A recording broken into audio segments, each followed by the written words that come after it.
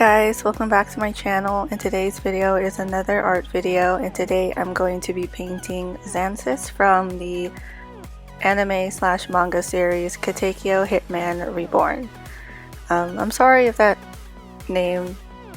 said the name weird. I actually don't know how to say his name in English. I've never heard the anime in English dub, so I don't know how to say his name via English, I guess. Or out loud.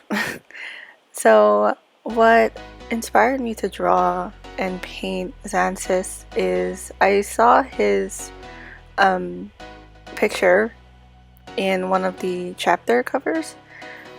First of all, I was reminiscing about the series because the series is over, and it was over a long time ago, like 4 years ago it was over.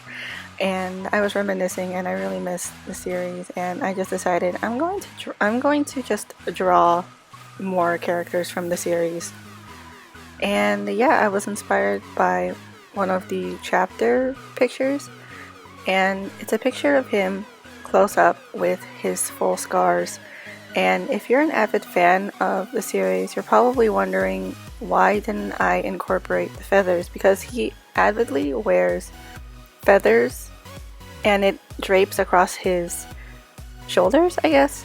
I was going to, and I was sketching them out, but I did not like how they came out. I actually don't really like the feathers. I avidly forget that he actually has them, actually. And I just, I don't know. I don't know. I just don't like the feathers at all, to be honest. And I just didn't, I don't know, it just came out really strange when I was sketching them out, so I just decided to incorporate the colors of the feathers into the background.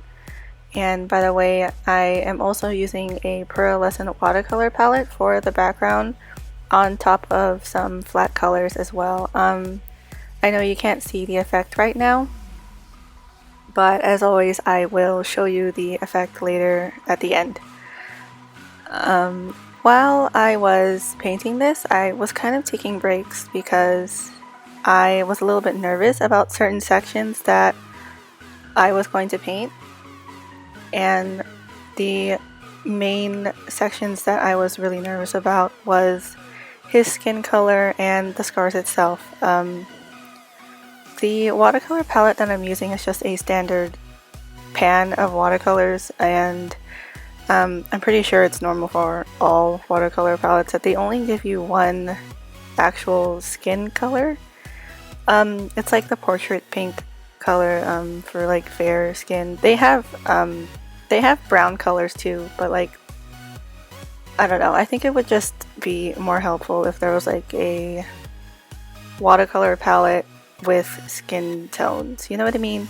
You know how every marker brand has a skin tone section? I wish that like watercolor pans did that as well. I don't know, maybe that's too much to ask for, but what I did was I mixed the portrait pink color with the with one of the darker browner shades. There are two brown shades, one, or actually I'm pretty sure there's only one deep brown shade and a kind of like a grayish brown shade, I'm pretty sure. So I decided to mix the portrait pink color with the darkest brown shade so that it creates a so that his skin is more unique than if I was just to use the portrait pink color alone, because he is a tan person, he has brownish skin, and I always wanted to be at least somewhat close to accurate.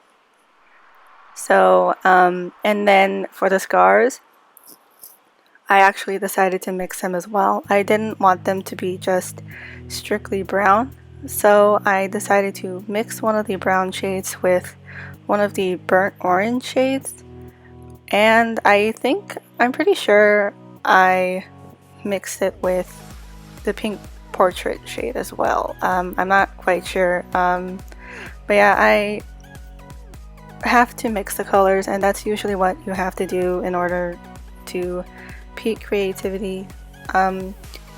I would recommend doing swatches beforehand and, you know, seeing what colors play with each other and what mixes well with each other. I don't know why I didn't do that here. I totally forgot to do that. I used to do that when I used to work with markers, but yeah, that's what I would recommend you to do. I mean, I feel like in the end it came out really okay. Some places got darker than I wanted them to be. See, I'm repainting a portion of his face, and yeah, some places needed to be repainted because I ended up making certain sections a lot darker.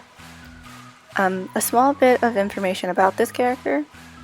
In the beginning, he is a villain. Like, he's kind of a dick, and he has like a small temper problem. Actually a really big temper problem.